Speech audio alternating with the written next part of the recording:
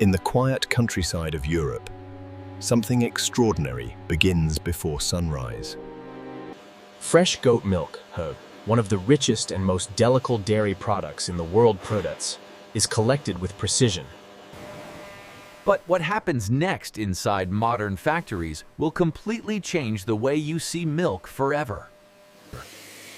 Each animal is cleaned before the process begins to ensure maximum hygiene.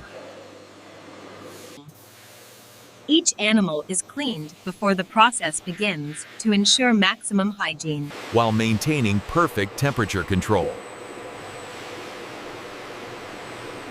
The milk flows directly through sealed pipes, kissing, untouched by human hands.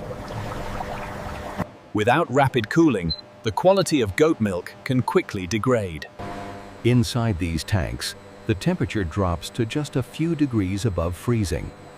Finally, the milk reaches the factory's intake section, where its quality will be tested before transformation begins.